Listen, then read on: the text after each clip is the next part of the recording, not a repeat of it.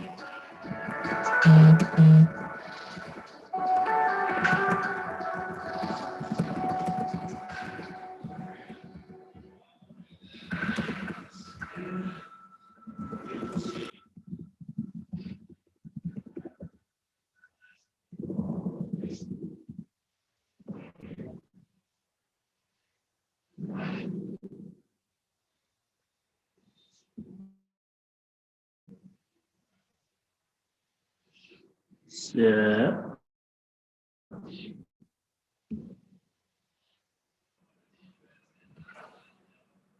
dang it.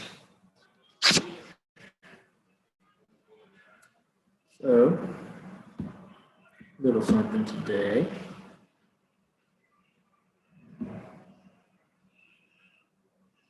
Try to get a little music on for us. Trackers from Wayne Incorporated. Ads. Can y'all hear me? I'm a floating head today.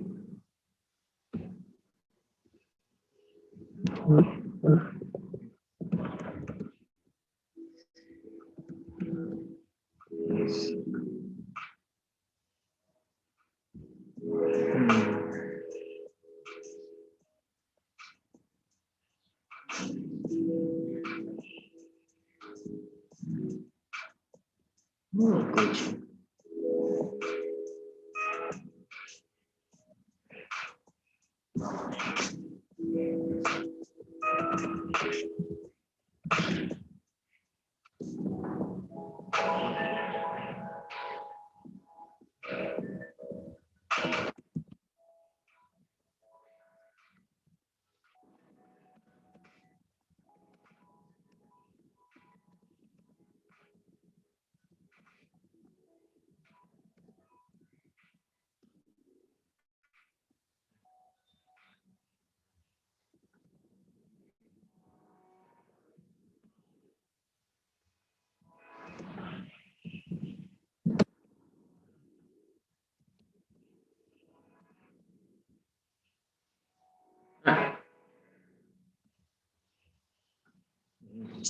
Let's see if I can get us some tunage.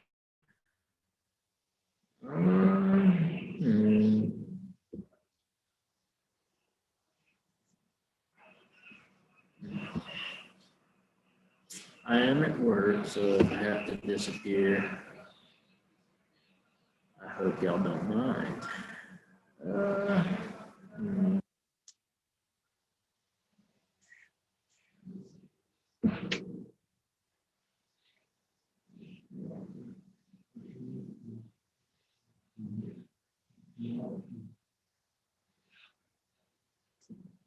I'm looking. I'll just give me a minute.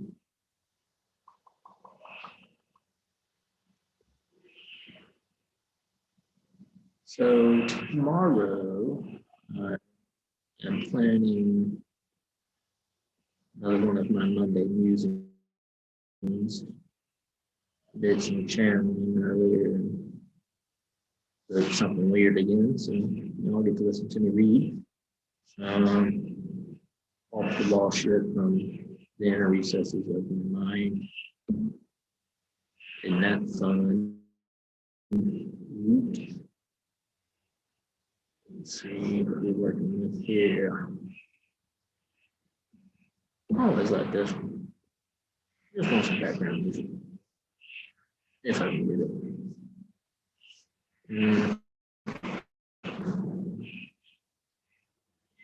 So How is everyone? Hope we're all well.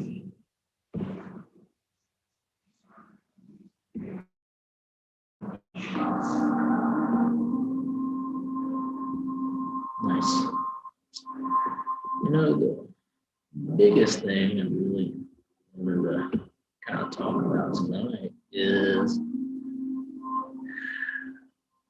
coming into the first couple of weeks of the year and a lot of strife and a lot of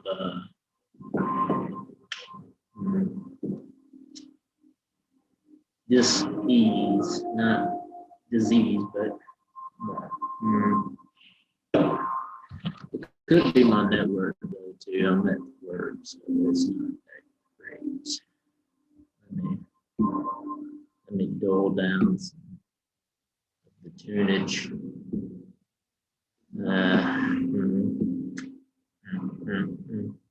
Can you hear me better now? Can you hear me now? Can you hear me now?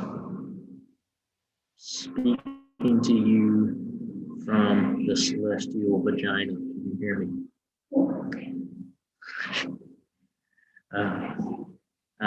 Y'all know I do both. So there's been dis-ease with how we've been going about this new year, and most of that has been to falsely portray perceptions. And when we really kind of dive deep into this, it allows for us to kind of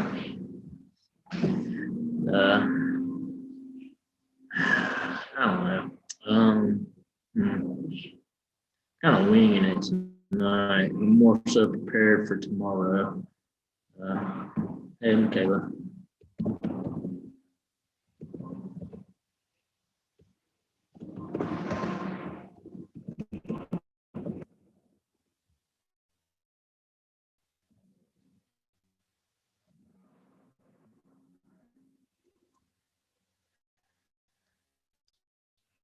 Yeah.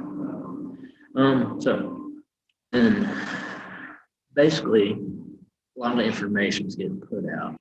What I would like to speak on is more of the need to listen to our introspective. Oh yeah. Now, speaking of the community and everything, let's all just take a moment to breathe and say a small prayer and wish blessings on all our friends and our acquaintances and the Lion community as it is, and also those of us within the spirit tree, you know. I really just kind of want to come to y'all tonight in this open heart space of kindness and intuition. Yes, I like what you said there, Lucas. Intuition over intelligence. That's a lot of what I wanted to discuss just for a little while tonight. It's not going to be a long video. Tomorrow will probably be more rambling and such. But yeah, say a little prayer tonight. Right now is perfect. Just wishing peace, blessings, love, and light to all those we care for, to all those that need it, to those that face persecution for pursuing the rightful and righteous path before them. But those that have cast stones and accusations of nefarious content or ulterior motives for illicit gain, let this all be washed away in the pouring of the river. Much like the waterfall cleanses the rock beneath, so too shall we pass through this judgment phase and be washed clean and renewed in the waters of the heavens. It's simple like that, y'all. And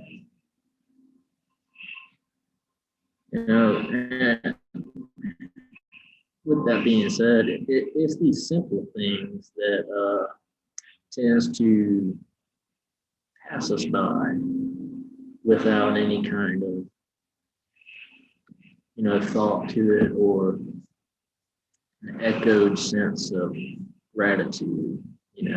And when I say echoed, I really just mean like when we come to it as a means to an end kind of situation, if that makes sense, where we jump into something and we know what we're going to get out of it, and that kind of makes it to where our genuine self becomes more of a self-serving being. And self-service has its uses, as in like nourishment, or as in a way of rekindling one's own passions, or striving for self-recognition. I've talked about that a few times. I'm personally not one that seeks recognition.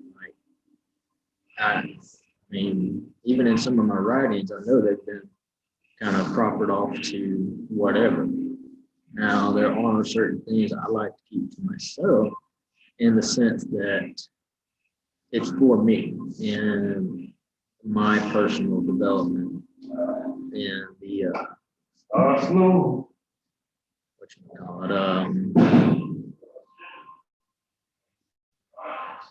we got snow. Oh snap! Might have to leave y'all for just a second with some good tunes and go catch a snowflake. That's what's up. Yeah. 1 second. I must let the lady.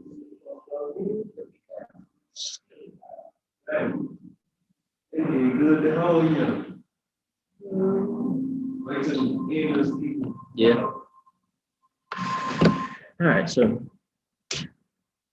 moving on that same line of thinking, if we stay in that self-service path, it's that always have an ulterior motive to our kindness or our genuine persona. Like every time we go into, say, this town or into this convenience store, we always have a smile on our face. We always, are leaving an extra penny or two. And somewhere down the line, as a blessing, something comes back to you. Well, where we take this in the wrong stride is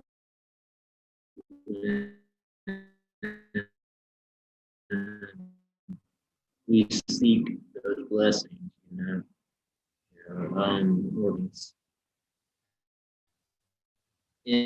into being through extra kindness or extra genuine awakening. This is when we start to mold the dark night of the soul, as it were, into a boon instead of just passing through it and it being part of the awakening cycle.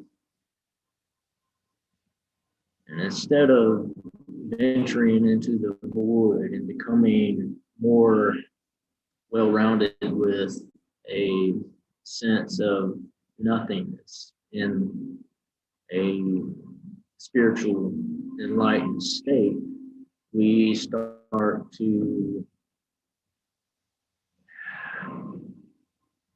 offer wisdoms or teach. And y'all heard me talk a few times saying how I would like to be a teacher, and all these different things. And I've noticed it's these secret wants or these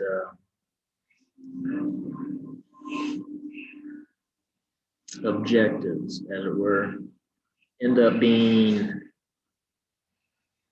the means to an end instead of the end means. And I know that's kind of convoluted. So past that, I've realized that in my so-called teachings, I wish not to teach. I wish to be the masterful student. And this is something I've kind of come to terms with in the light that I am always meeting teachers. And very rarely do I come across avid students. And I would like to consider myself an avid student. And what I mean by this is how we strive for different things, whether it be artwork. I've been drawing more and sketching more towards the characters and the persona. So I'm always watching new things, or I'm getting reference on this and that. And not only doing that, we are always learning from others' perspective, and yeah, we're always learning from experience.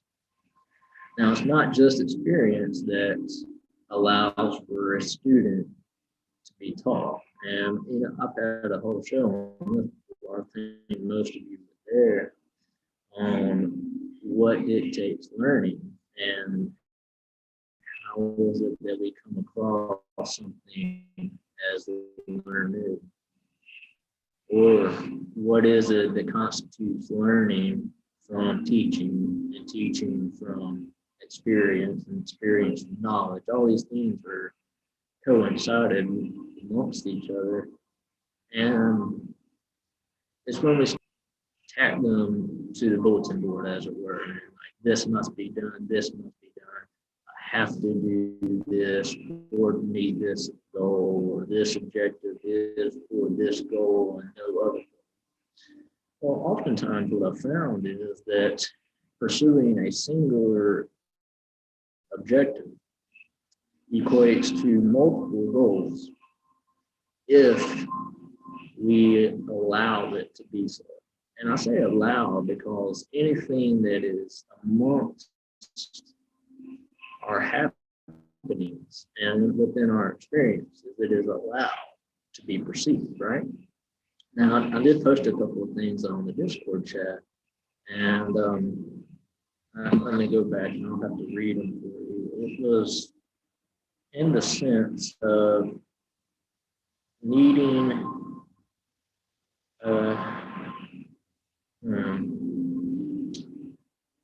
let me see.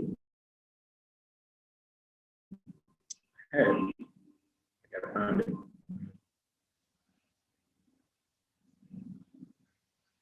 All right, it's my latest one. It says, on the occasion of every accident that befalls you, remember to turn to yourself and inquire what power you have for turning it to use.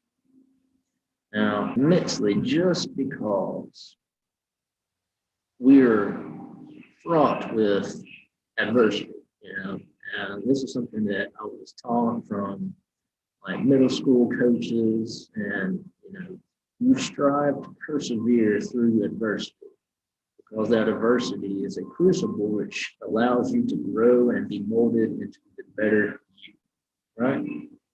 Well, take this in all aspects, even accidents, like the accident that I was in that kept me from deployment. It racked me. It tore my body up, and it's being I have a whole topic on that. Life in D&D, or I mean, one side of the same guy. Um,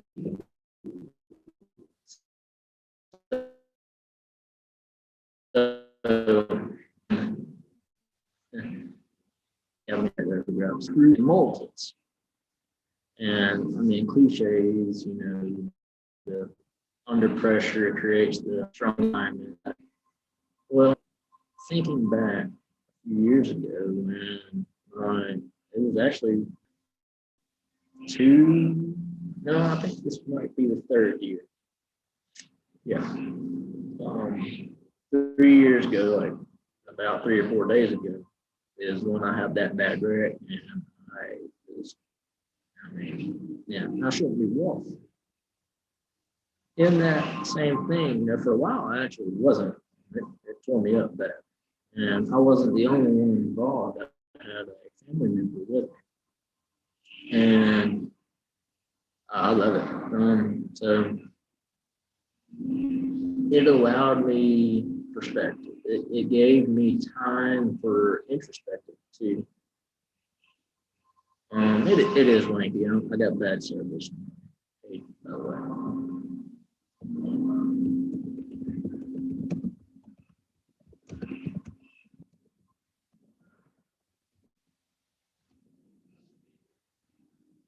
Um,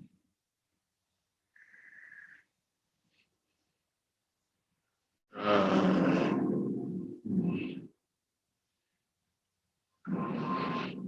yeah. Sorry. Hold on 1 second. I might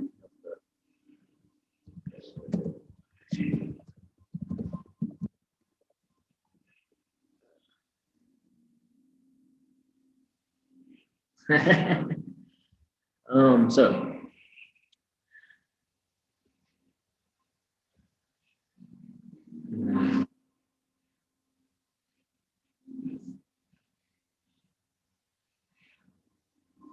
all right, so yeah, it is those times of adversity. It's those times where Bob Ross would say happy little accidents, because there's in art, in creation, in the creative process, there are no accidents, just or there's no wrong way, it's just happy accidents, right? Um, when we go forth throughout our day-to-day practices or our day-to-day goals, meeting objectives we've set for ourselves for this third density being, we then start to imagine checking the block, right? Or make sure that things go a certain way. I have to do this. We ritualize certain things. Like I thought about making the name of this video fully caffeinated because, well, I finished a cup of coffee about 2 hours ago, drinking my second Red Bull now. So I am fully caffeinated. And I mean, most of y'all know where that leads to, me rambling. I just don't make sense every time. However, it's my choice and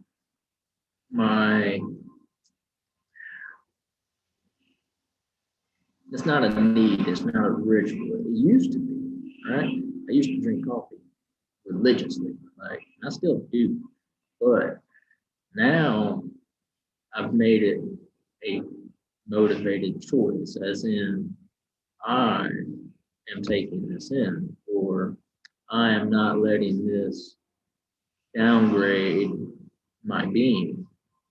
If in all I do,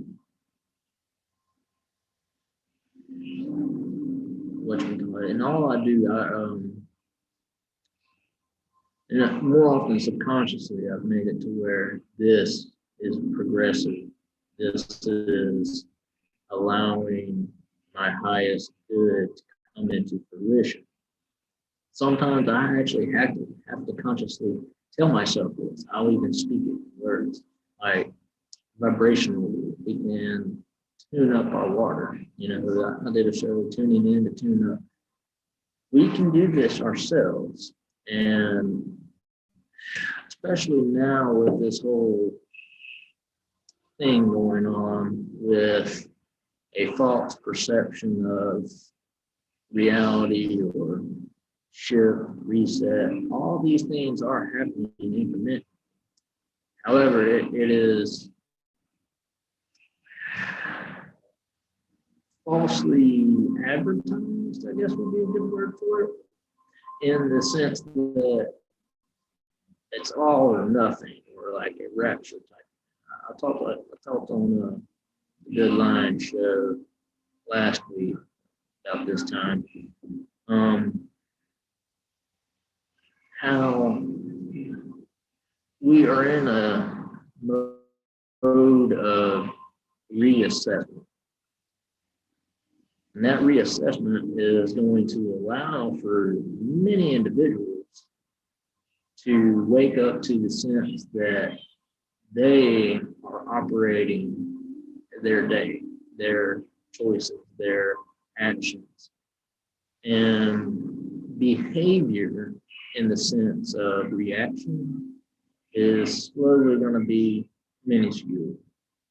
And what I mean by that is that conscious choice, conscious intention. And that's the biggest thing I want to kind of come across today. Like, you know, we are stuck in this work for something, right? Either work for monetary gain, work for spiritual work.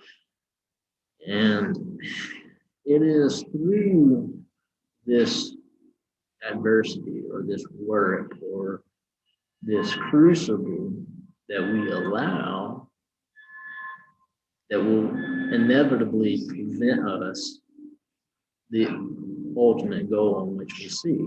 And if that's enlightenment, sure, you can be enlightened but not reach enlightenment. Awakened but not have an awakening. So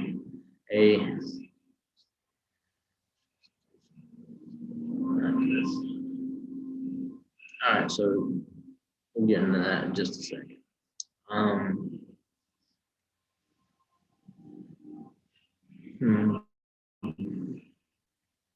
Yeah, all right. So when we move forward in our day-to-day happenings, you know, it's not happening to me, it's happening. I just have to be present for it or what have you. When we allow ourselves to consciously perceive what is happening as a happenstance, then I know it's convoluted and I keep saying the same thing over and over. Just roll with me here.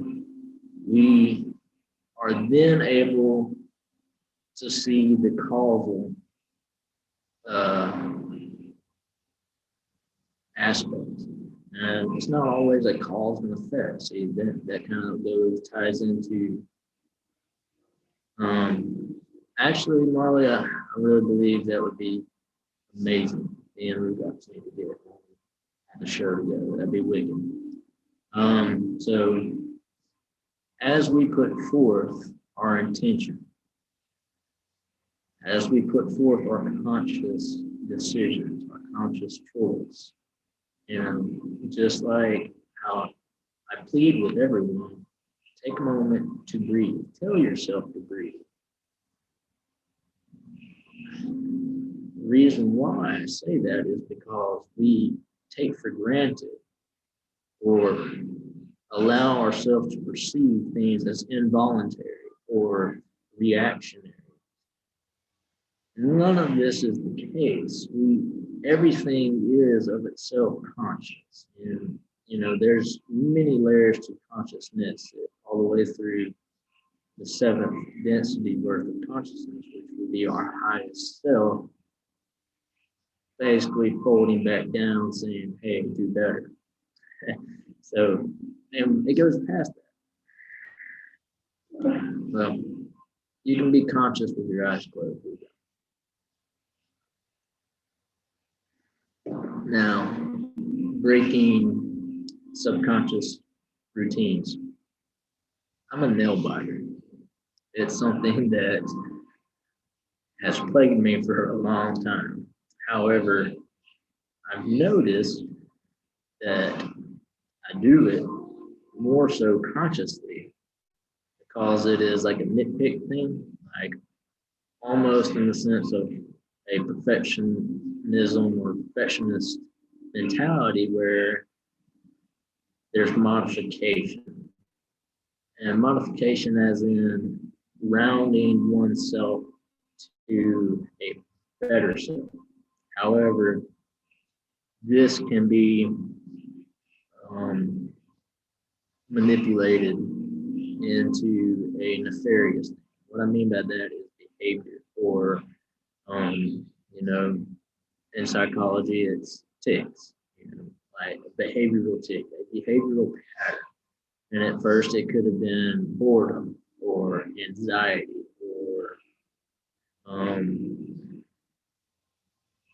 hopelessness, all various emotions that will instigate a nail biting fit, right? Now it's become, well, yeah, restless energy. See, I'm a picker too. I crack my knuckles, but I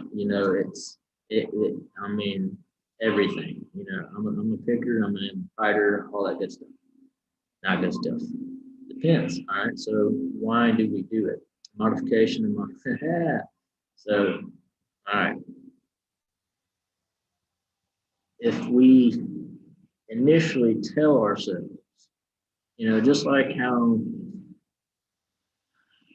in our mind we're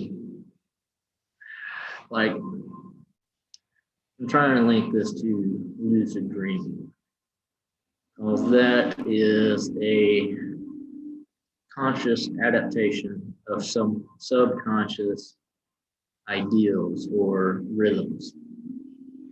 Appreciate it. Well, I got a chalkboard behind me, so I figured it'd be prime time. Yeah, so prime time to try to change up the factor. Oh, speaking of, I know the audio is weird tonight.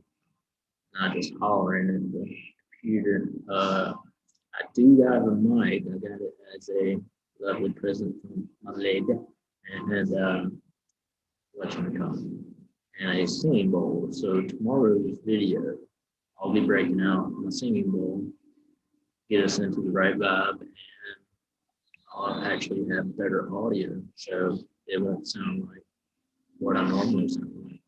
Maybe let them play with it. But yeah, all right. So breaking our subconscious routines. I don't want to look at it as breaking. You said it right. Modification into moderation. So what we seek to modify about ourselves, whether we think it's inferior, superior, interior, whatever, right? All right. For me, it says nail biting. Here's the crack. All right, so I'm always hitting on it. Cracking necks. Yeah, I crack all my bones. I just basically have arthritis everywhere.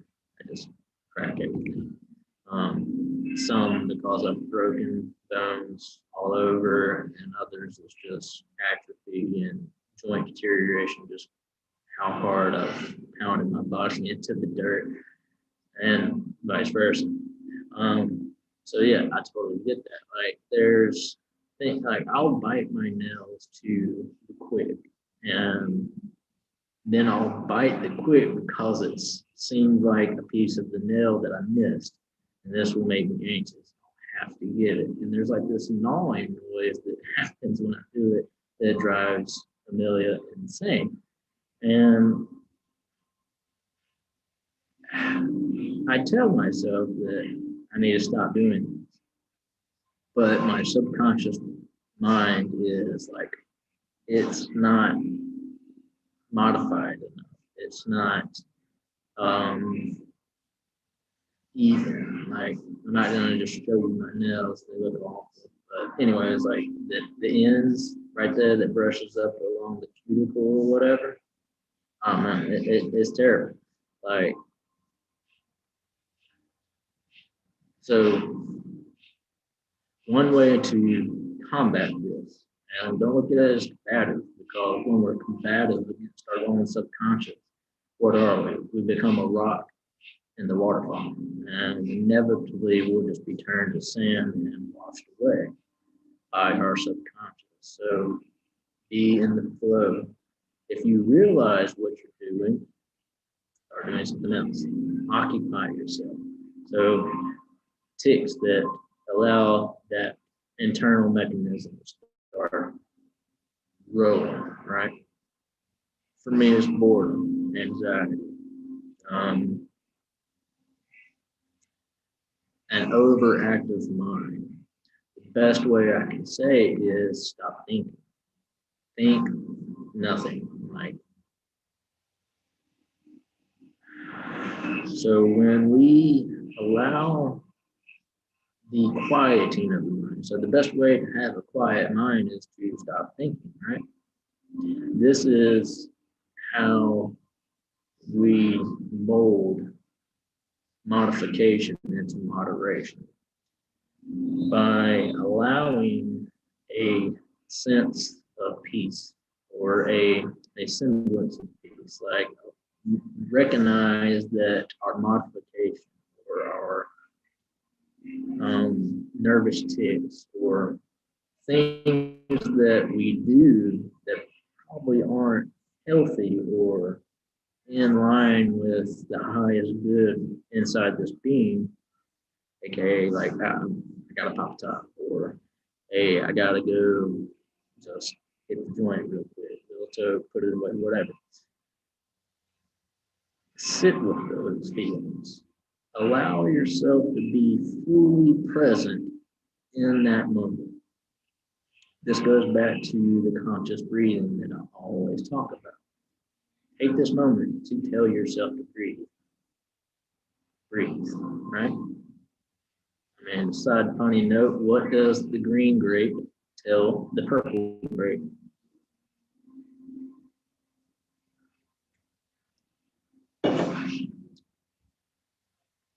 Breathe. And it's the funniest dad joke I've ever heard. Because it's something that is just out of your mind. What the hell are you talking about? What does a green grape tell a purple grape? And it's the simplest thing. Breathe. So, in the same sense, start gnawing with your teeth, or you just start having to crack everything. Right? I mean, I'll go from my neck to my back to my hands to my shoulders, even my elbows, and my wrists are really bad because I've broken both. Breathe.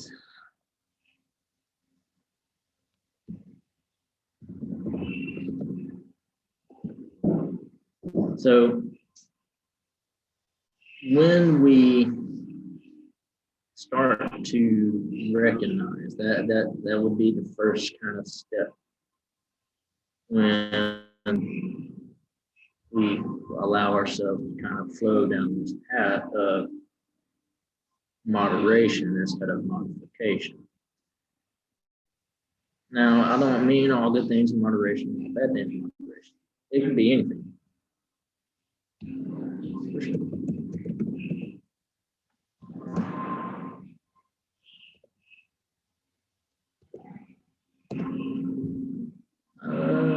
Hold on. I'll post that in just a second.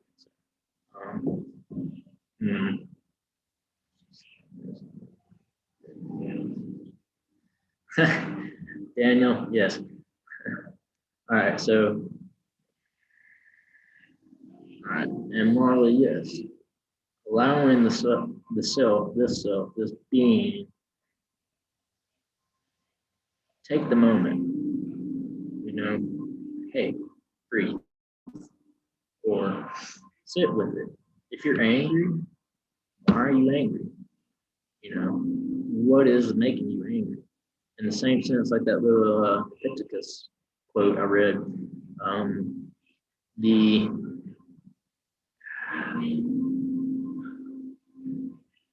yeah. Happy accident, right? Let them be happy accidents. Yes, it could be the downfall of the world right here in this moment, but this moment, which is different from that moment, breathe. Guaranteed things will progress in a more harmonious avenue. I even have to tell myself this, like, I'm just me. I am that I am, right? And as I go through my day, I have to check myself sometimes. It's this sense of I don't know everything. I don't tap into a lot of stuff. I'll ask for guidance, and even then, sometimes it doesn't always come. So I have to go with like my gut, my intuition, or what I know to be the better. And sometimes what I think is the better, or what I think I know is the better, ends up being a detriment, like because it is assumed off of past experience. That's where I was getting to, like our knowledge. When we go through this thing that we call life or adversity, and it creates experience. It is through this experience and past knowledge that we assess the future comings. And all of these things round back off to not being present right here. That's why it's called the present. It is a gift. Give yourself that gift, you know. And moving forward into either an ascended state, reset, whatever the case may be, the shift. I really believe consciousness, as in where we perceive, what we think, what we know, what we experience, all of this gets defined as worth. And what is worth? Your time. And time's not existent. So what is worth this moment beyond this moment? And the answer really is nothing. It's almost shrouding yourself in this veil of nonchalant food, right? Going about the day with a shitty grin on your face for no other reason than just to smile at people, right? Hell, do that one day. I mean, so some of you said so in the chat, that there's certain things that you've picked up on, either your bad habits or ill-intentioned behaviors that you're accustomed to, right? We then seek ways to stop it or to Oh yeah. The reason why we should breathe from our belly, is what I said, is because the body absorbs most of the oxygen. Not even a full breath, a full conscious breath. Let your belly poke out. That diaphragm. Breathe from the diaphragm. So yes, when you have so much to do, you allow your mind to be overloaded. Do one thing. Breathe. Take this time and breathe.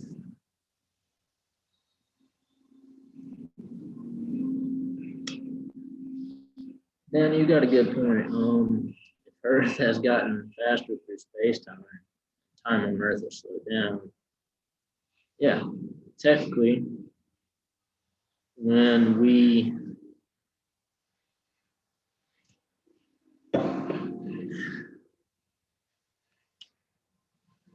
take the time to be present, it might seem like the world is passing us by, or it comes to a standstill. In both of these instances, it would be true. merely because the moment is the moment. There is no past and future. That is worry and imagination. That is anxiety and contempt in some cases. These are emotional frequencies. Frequencies will reverberate throughout the rippling pond and so forth. But it is the drop, all right? And it's the whole pond inside that drop, and you are the drop. So, um,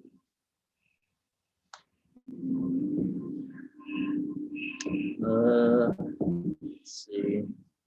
Even though, sorry, mine is a little off kilter. Let me get this for you. Yeah.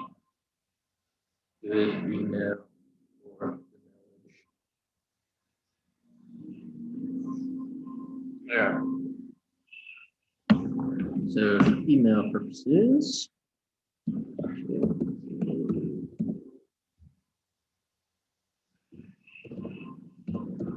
I'm going to.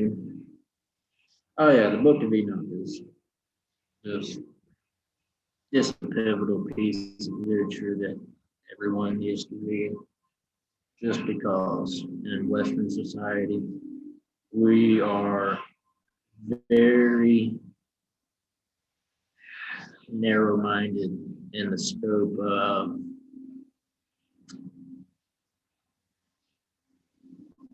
ethereal happenings. I'll leave it at that. Oh man. Oh,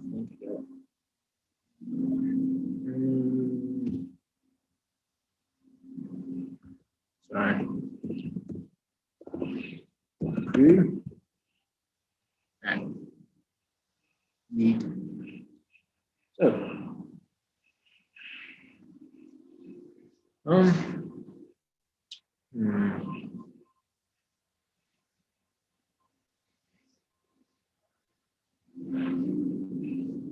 yeah. We got so bro.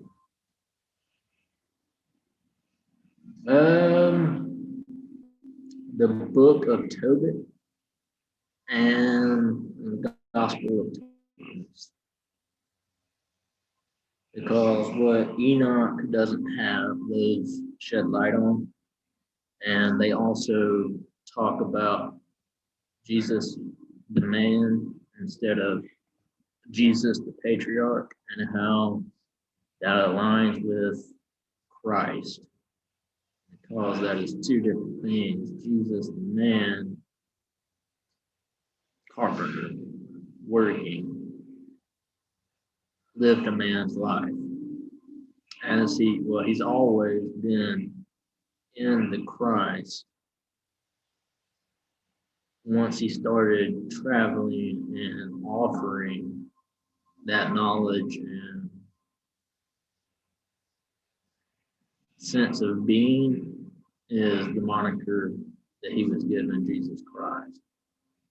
And it actually has his real name in those two books.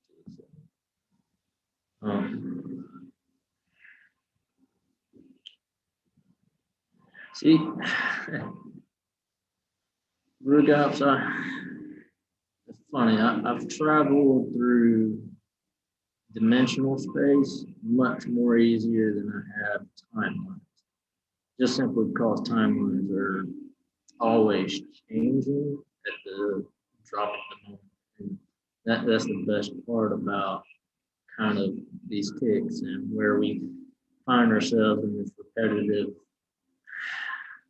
need for working towards gaining.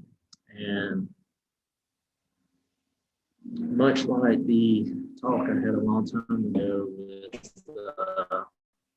climbing the mountain,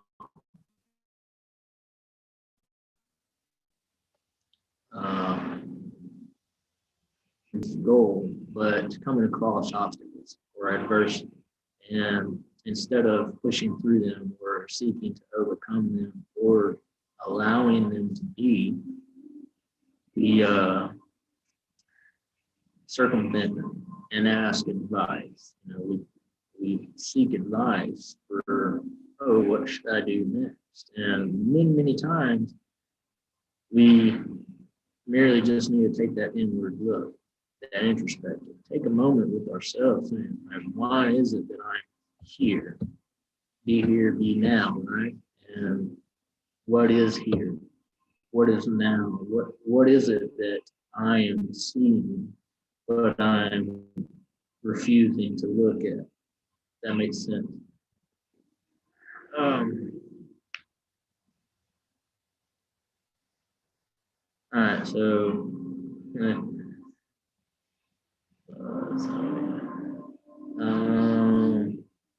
Rugops, let's save that one for the save that for the Discord chat. You'll have me going all night and not making a damn bit of sense trying to unravel time. And that's not what I want to do. All right, so Sarah, you said you have vivid dreams in the future. So when we dream, and a lot of times when we lucid dream or have those almost sleep paralysis dreams where it's happening, we feel it, we know it, it's there, and we realize we're in a dream, but we cannot wake up. Many times this is timeline gaps or the jumping of transdimensional space. And when we have deja vu, we revisit those moments because as we allow consciousness to come, it passes the veil. And when we come through the veil, more often than not, our memory stays fogged and we can't perceive past the veil.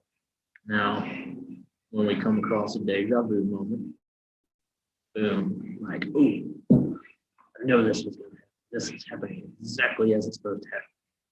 You know, I have deja vu kudos at times, and a lot of times it trips me out. And when I lay it out tit for tat, you know, I laugh to myself because not only am I appreciative of the deja vu moment, I'm able to take a outer perspective of the moment because my consciousness knows I've been here before. So what I like to do is it's almost, all right, so you'll know how vertigo, you can enter like a Kundalini meditation and everything starts just freaking your senses out. I don't know if you have or not, but a lot of times when I meditate, especially if I'm laying down, things will start spinning, aka vertigo. It's when your body is on a tilt-a-whirl and you're not moving. So in those moments of that already perceived deja vu, it's like I allow my consciousness to go into vertigo and I take a higher perspective. Now, the best part about it is those deja vu moments are given to you by your higher self. And I'm not going to say choice is a pivotal moment for that, but look in the sense of like the matrix, like it keys in, oh, this is a pivotal moment. Every moment is a pivotal moment, right? Every moment that we exist is pure existence, creation, all of this within the moment. It is the true essence of divinity. Now, I know I'm bridging a lot of gaps, I'm probably muddling some areas, and that's fine. I'm not trying to teach. I'm just talking, offering perspective. You know, back to our little subconscious tics. You know.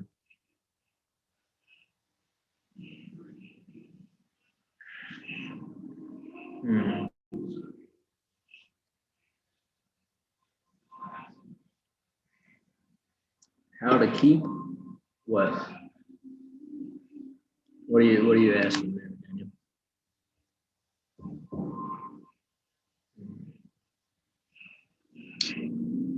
know the channel's like 30, 40 seconds backed up. So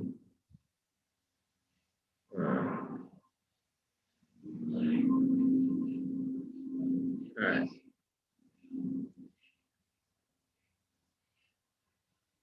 All right. So all right, I think I'm catching up. So in deja vu moments, yes, it is very much like the butterfly effect. Um, Knowing the outcome doesn't change the outcome. That's part of the deja vu bubble. When we perceive it as it is and allow it to happen, that's just us, tuning our consciousness to the sense of it's happening and being present in the happening, right? However, there's another side of things where we can tune into that overall sense of knowing and change something, either like part of the conversation. If someone's about to say this, and like say the conversation is happening between you, your friends, or in society, just normally, like you walk into the coffee shop and you notice that lady's gonna trip over the wet floor sign because she's been there many times before. Move the wet floor sign. However, you move that wet floor sign, she actually steps on the puddle of water or whatever, and she slips. You cause damage. Is that because of your choice, or is that because you allowed a different timeline to come into being? It's all speculation. So here's how I would approach that.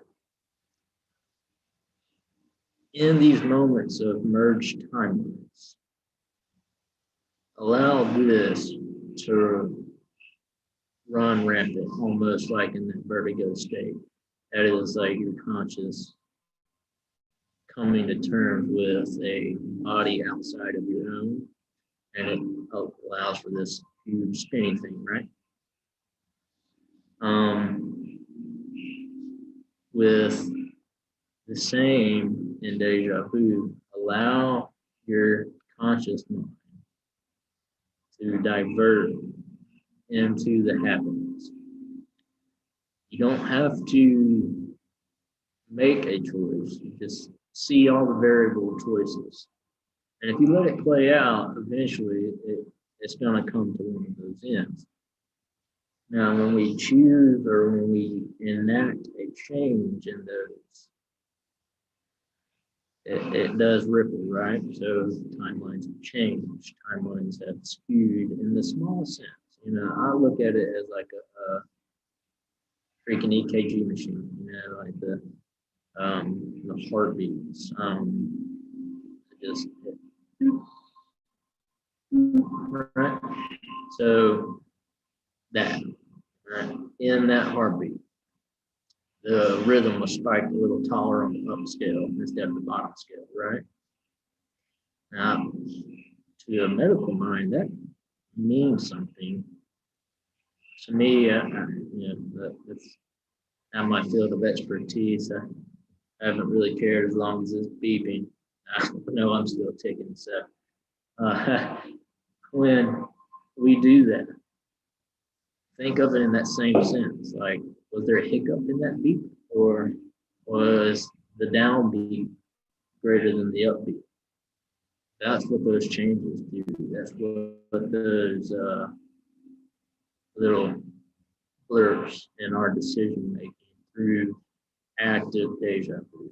Because in the same sense, like a meditation or a deeply meditative state where you are leaving your body, and sometimes it doesn't sit right, and you end up staying in your body. The meditation is almost broken, but you allow yourself to remain calm, right? That would be going along with what's happening, or preventing yourself to extend the deja vu, as it were. Like, oh, I'm having deja vu, and then just keep going. You know how you kind of start to think, oh, all right, it's still going. Like I'm doing this. Still walking across the road, same steps. That person hollered over there. Now I'm through the door and going about my day. And you're like, that was weird. It was longer than usual, right? So, I mean, you could play with it, but yeah. All right. So, inception into self awareness. I like it. Hi, Jody. What's up? Sorry, I had a hard time getting in. Could be the connection. I'm kind of, yeah. No, it's.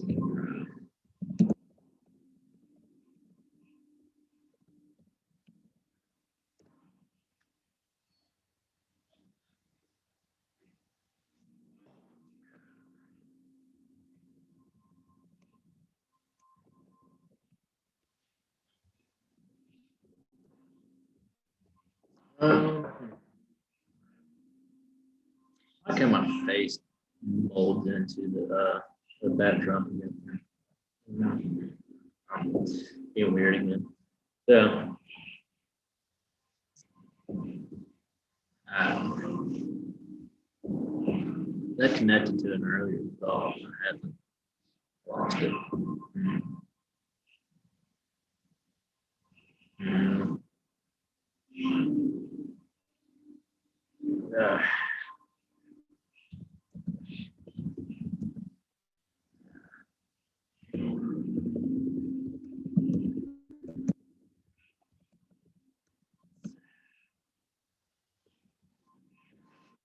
so yeah, I don't know. Mm. What else we got? Like, started playing with my camera and I lost it. I need help. I can't afford it. I need help. What y'all got? There was something.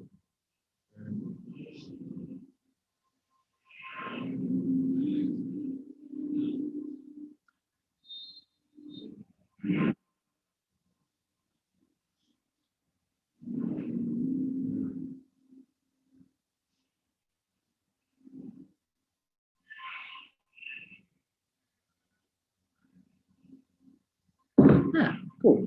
I just got a howdy back from the old friend. See, yeah, all right. Speaking of that, I reach out from time to time on different things and feel the tingles in the ether. My spidey sense goes off. Yeah, and that's kind of what I was getting to earlier about the our need for kindness and just having that open heart. You know, through all this social dilemma that we're going through here, there, and elsewhere, rise above that. When we open up our heart space, it extends past this social idea of 6 feet, right?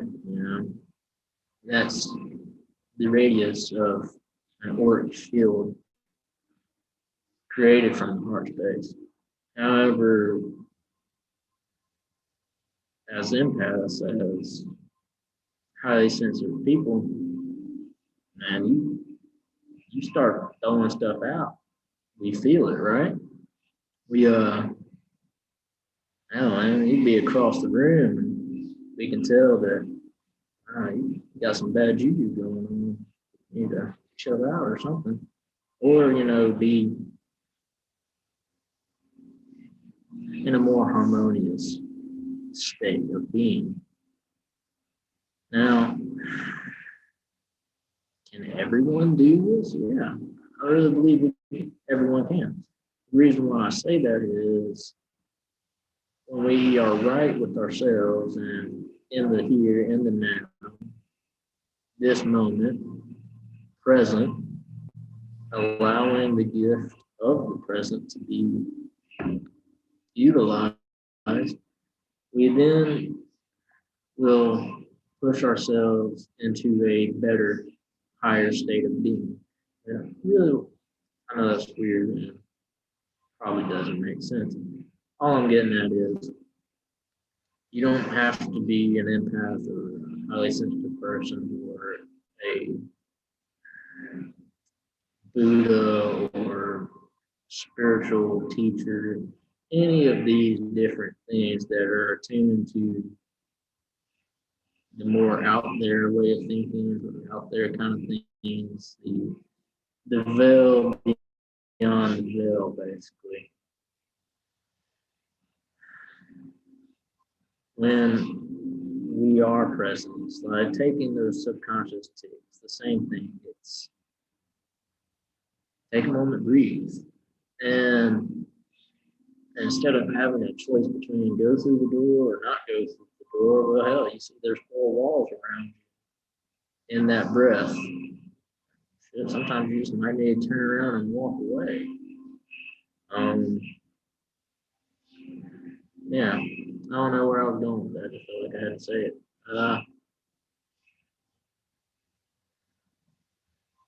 Hmm.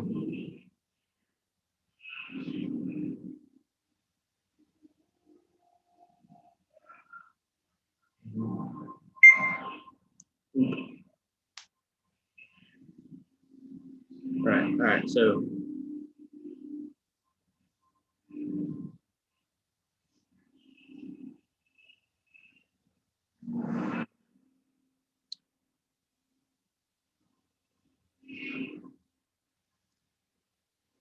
on that train of worth that I was on earlier, um,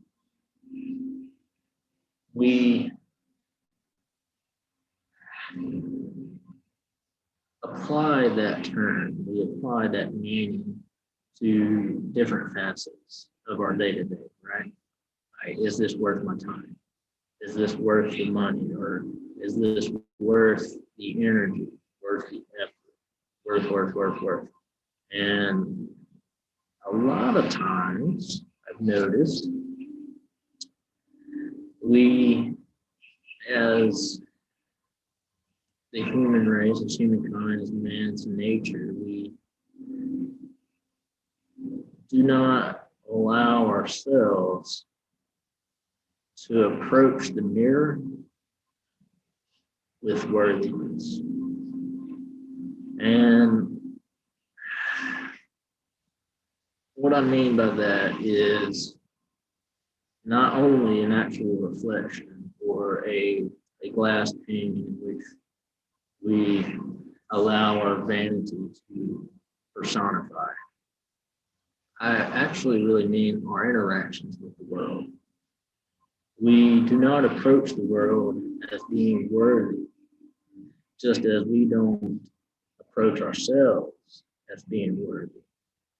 Now, this is probably going to be a little stringent on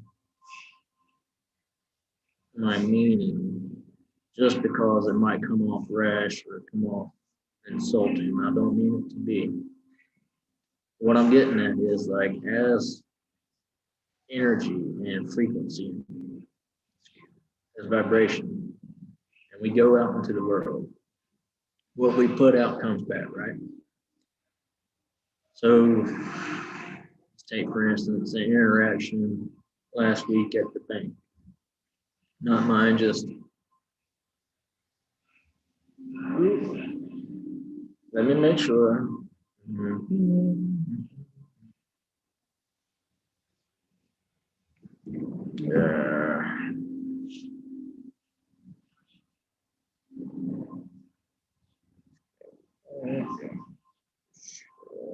Yeah, I spelled it right. Let's see.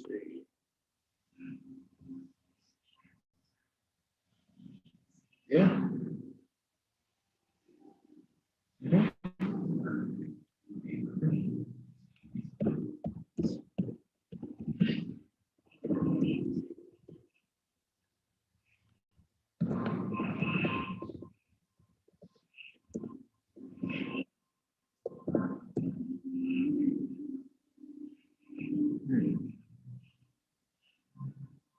Mhm.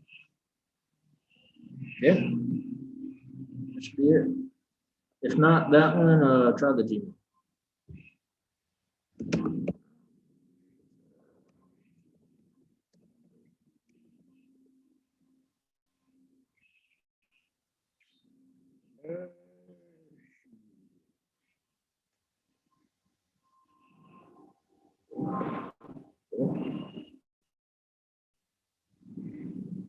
Yeet. Sorry, technical difficulties here.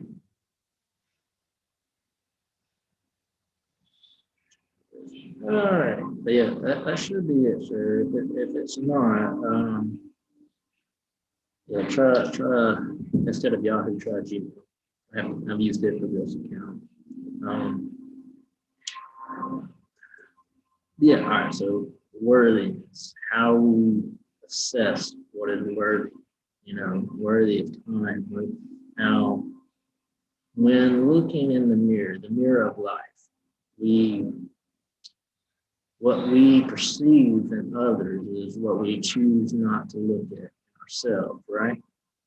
And if we notice that anyone else's behavior or altercations is the same, they're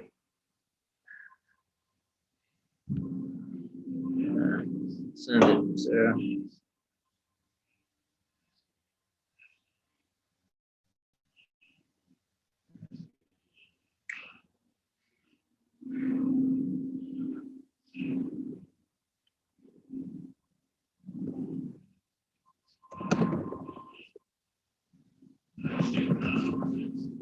All right, so try to roll this train of thought out.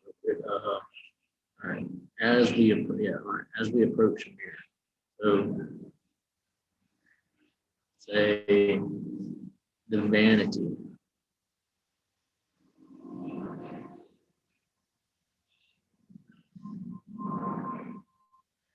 I'm not sure what you're talking about, Daniel, to be honest. Yeah. Yes. All right. Y'all are getting what I'm saying.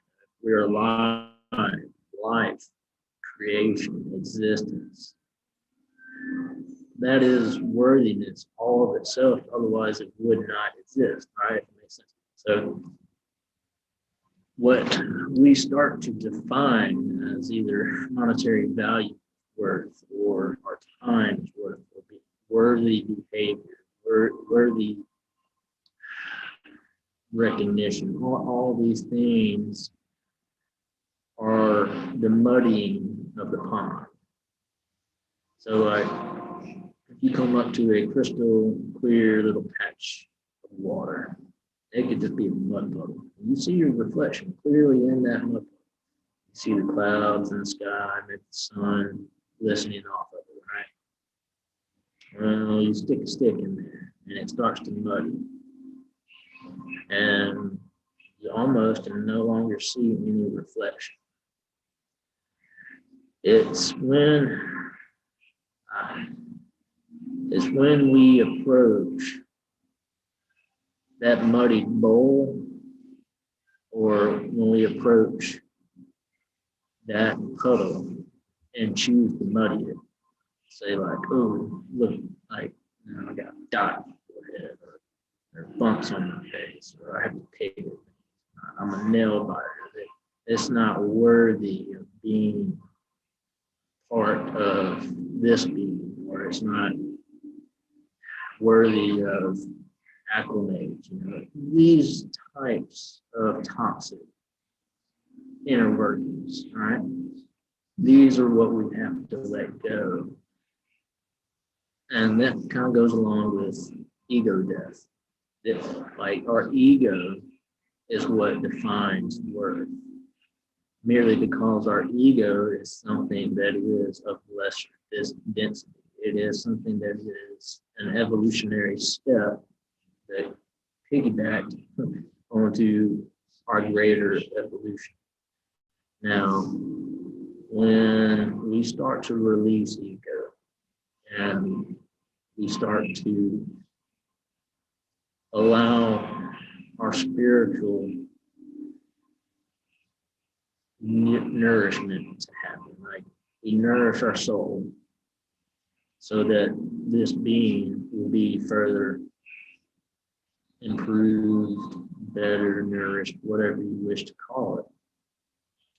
We start to see worth as is.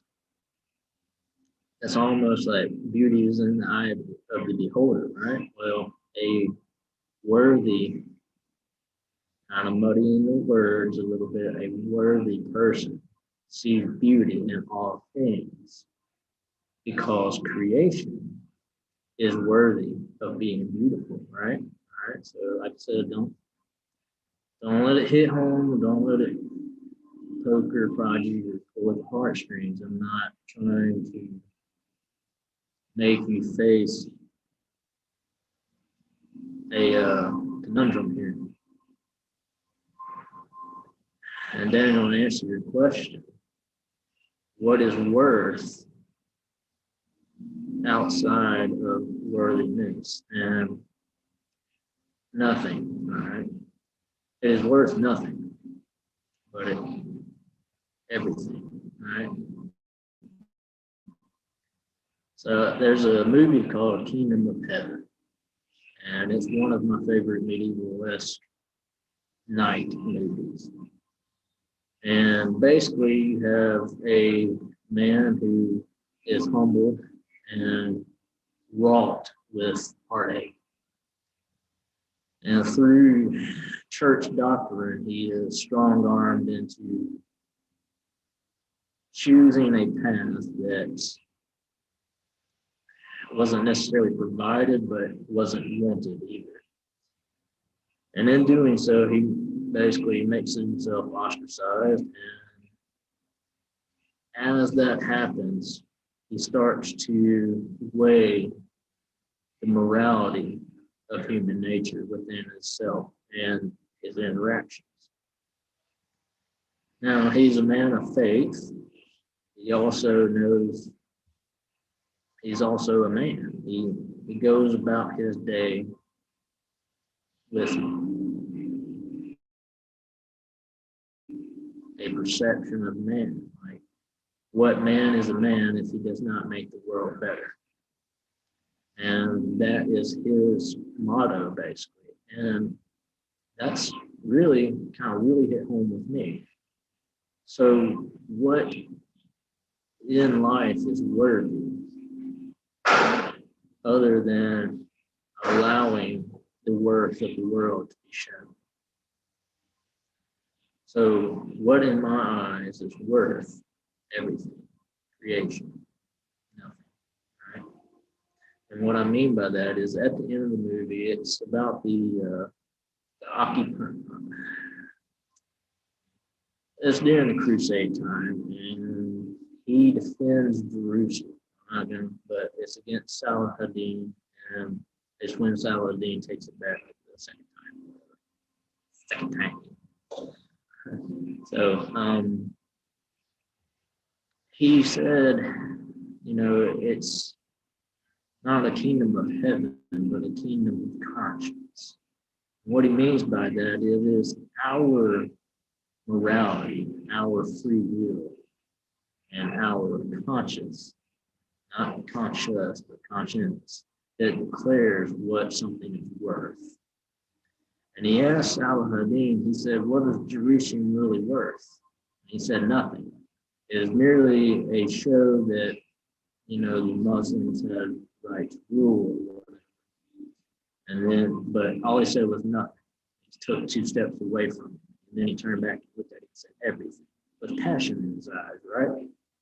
The reason why this is a huge pivotal moment within the movie, and it's climactic overture.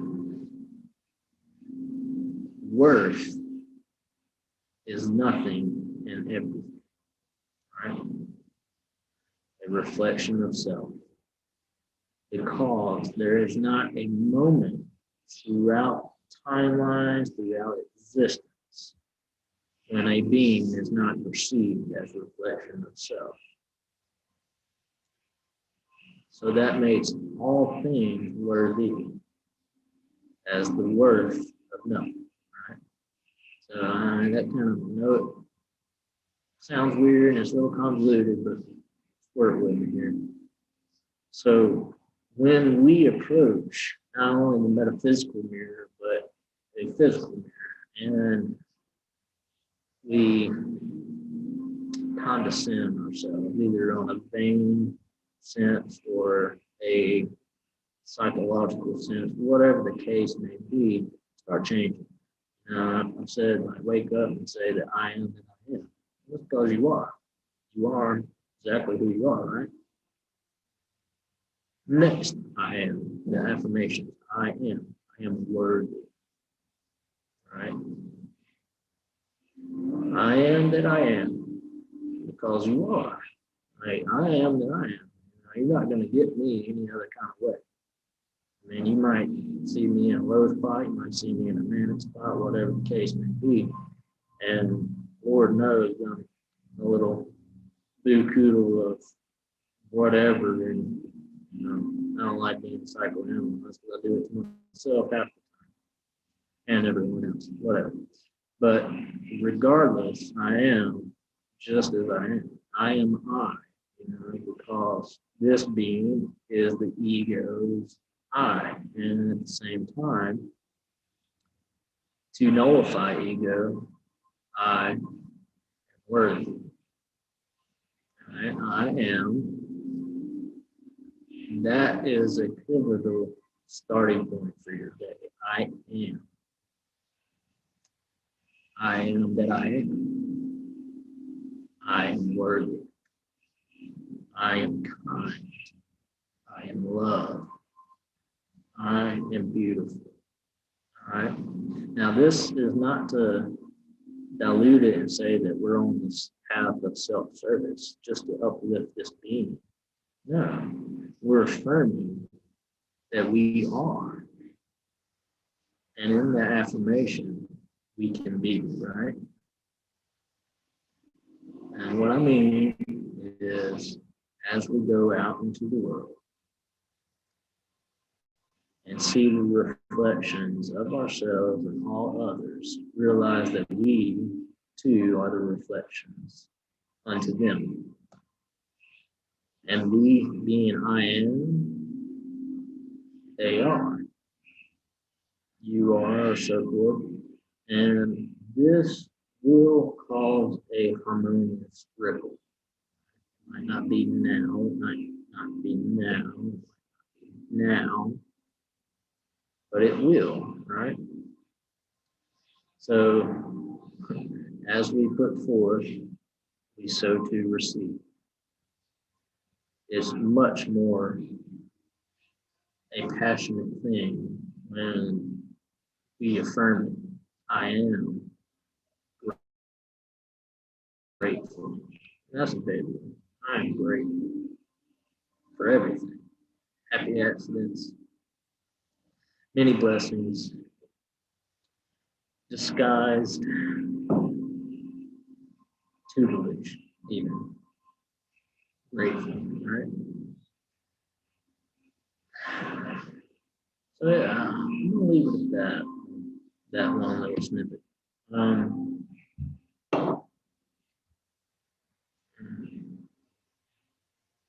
Back to email shenanigans.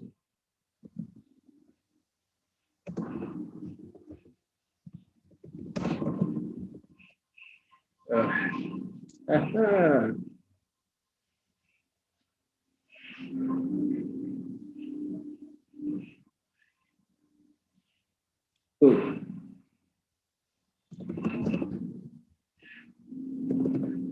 All right, so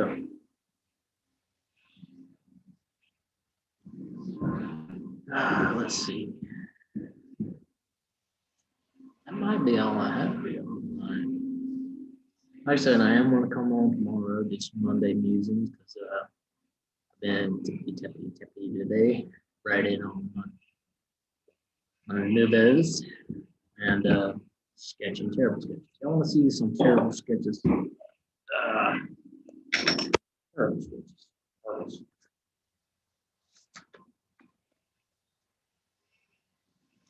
I wasn't. Oh no, man, I can't see it. Terrible armor sketch. Terrible. Oh, that's terrible. So this guy,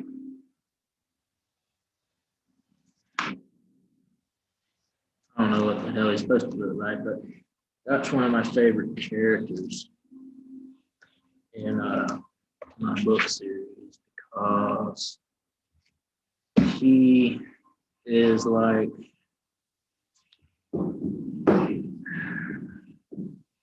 the guidance guy, but instead of being like a Gandalf or like a Dumbledore, he is like a cross between the Mask and Jack Sparrow. So like I look at him as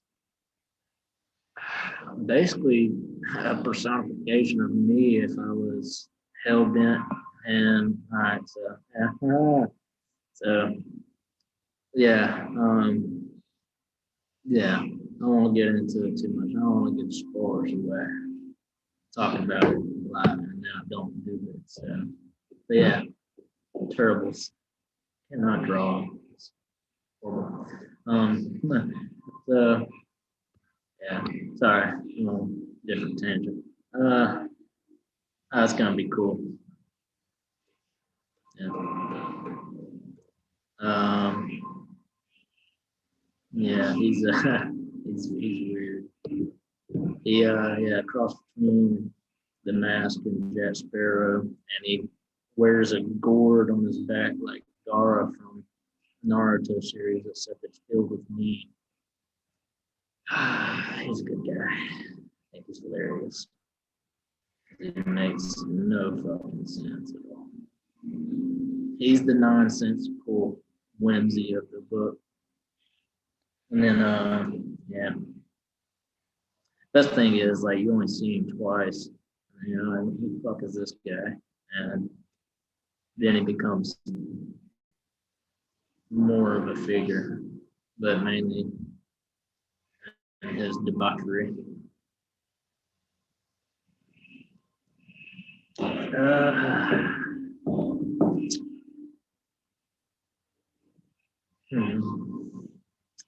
I don't know, dude.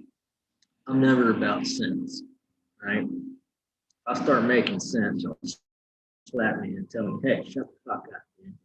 Making too much sense.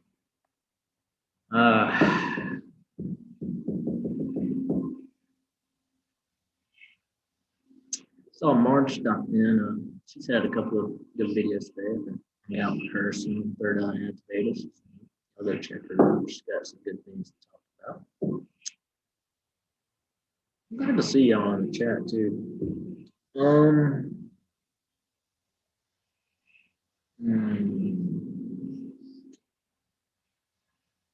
don't know. Might have to leave it at that. I'm letting my mind kind of run loose now and different input. If I try to minuscule or fine tooth it, it'll escape me. Ah man, what box? I broke the box. I have a square peg and a triangle hole. It works. Yeah, so yeah. Just wanted to get on and say, hey, folks, bored at work. And I had to stop writing and drawing because it wasn't fun anymore. Well, that's wrong with me. I should have stopped while I was still having fun. Tree chopping trees. What kind of trees? Don't chop that tree. It's already chopped. See, it's hanging in there. Chopping trees. Yep. Well, love y'all. Stay blessed. Stay uplifted. And I will see y'all tomorrow. Get some good teams. I'll have my singing bowl and well, actually, we'll do meditation tomorrow too. I think it'd be good to do a Monday meditation. I might change the name from Monday musings to Monday meditation. I don't know, but yeah, I got some inklings of whatever to talk about, I suppose. Yeah, I guess that'll be it. Love him. Yeah. Happy y'all to be here. Glad if you got something, awesome. Yeah, just wanted to hop in, say hey, share my love. Yeah. Love y'all. Toodles. Till next time. Ramblings with tongues. Not quite ramblings. All right, I'll stop being there. Y'all be good.